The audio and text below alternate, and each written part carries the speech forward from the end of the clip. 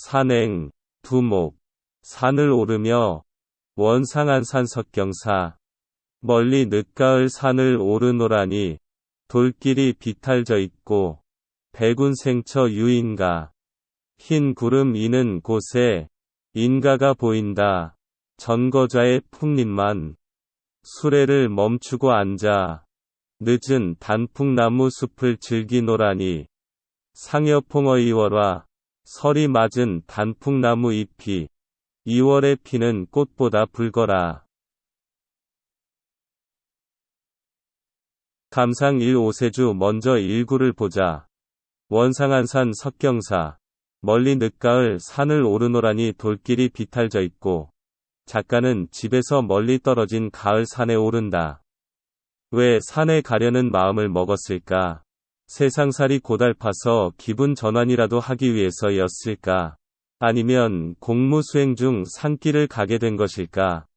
물론 여기서는 3구에서 수레를 멈추게 하고를 볼 때 공무 수행 중일 가능성이 많다. 산은 그만한 수용력과 포용력이 있다. 산은 작은 미생물에서부터 커다란 호랑이까지 모든 생명체를 다 받아들인다. 그들에게 살 곳을 제공하고 먹이도 제공한다. 물론 사람도 받아들인다. 그가 잘났든지 못났든지 가리지 않고 심지어 죄인까지도 말이다. 산은 그 무엇도 그 누구도 다 받아들인다. 그리고 그들에게 맑은 공기와 눈을 시원하게 하는 멋진 볼거리도 제공한다. 산은 생명이며 생명의 원천인 것이다. 때는 이미 겨울에 가까운 늦은 가을 날이었다. 그래서 산은 이제 가을 기운이 완연한 것이다. 그래서 이때의 산을 차가운 산 즉 한산이라 하는 것이다. 산을 올라보니 산이 너무 높아 산길은 경사지고 돌고 돌아가는 돌길이었다. 자신이 걷고 있는 길도 경사지고 멀리 보이는 지나온 길도 경사져 있다는 것이다. 작가는 지금 비탈진 늦은 가을 산을 오르고 있는 것이다.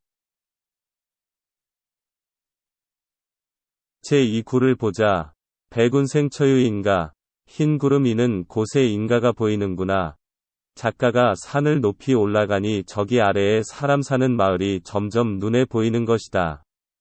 더 높이 올라가니 흰 구름이 피어오르고 그 아래에 사람 사는 마을 전경이 점점 나타나는 것이다. 너무나 작게 보였을지도 모른다. 마치 장난감처럼 말이다. 밥 짓는 연기가 모락모락 피어오르고 있었는지도 모른다.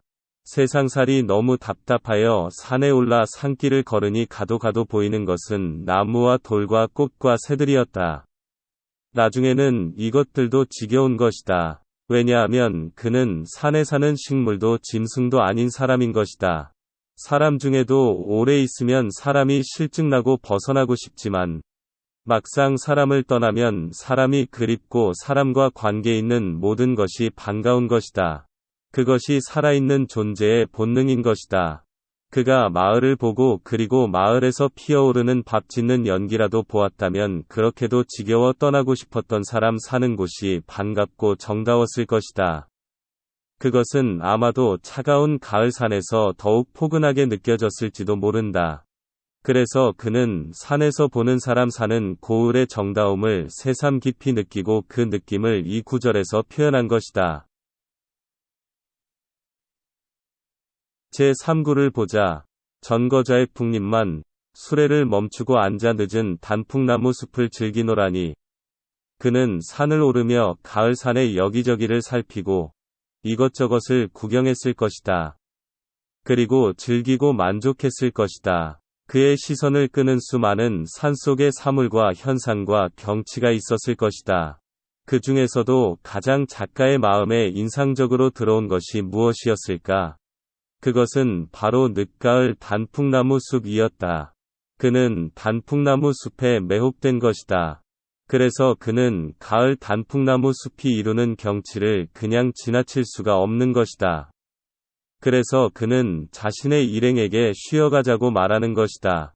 수레를 끌고 가는 사람에게 수레를 멈추라고 말하는 것이다. 그는 수레에서 내려 주위의 바위나 돌 또는 풀밭에 앉아 늦가을의 단풍나무 숲을 즐겨 구경하는 것이다. 제4구를 보자. 상여풍어 2월화. 설이 맞은 단풍나무 잎이 2월에 피는 꽃보다 붉어라. 그와 그의 일행은 꽤 오랜 시간을 쉬었을지 모른다. 그 늦은 가을 산의 곤여적함과 그 맑은 공기와 숲의 향기를 호흡했을 것이다. 단풍의 그 화려한 타들어가는 붉은색의 향연을 느껴보았을 것이다. 이때의 단풍은 늦가을 단풍이므로 서리를 맞아 더욱 단풍 들어있을 것이다. 즉 설이 맞은 단풍, 상섭인 것이다. 또 그 서리에 조금 있을지도 모르는 먼지마저 씻겨 더욱 붉게 보였을 것이다. 그리하여 그는 늦은 가을 산의 단풍나무 숲의 경치를 한마디로 표현했던 것이다. 그는 단풍나무에 타들어가는 빛의 붉음을 2월에 피는 꽃보다 더 붉다고 말이다.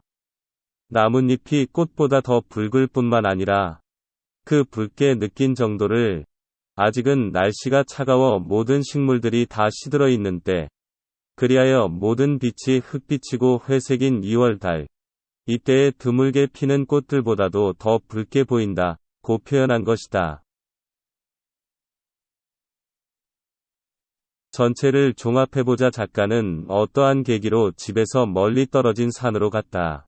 집에서 멀리 떨어진 산이란 결국 도시에서 떨어진 깊은 산, 큰 산에 갔다는 의미가 된다. 이 사실은 산길이 비탈져 있다는 말과 흰 구름 이는 곳이라는 말에서 큰 산임이 확인된다.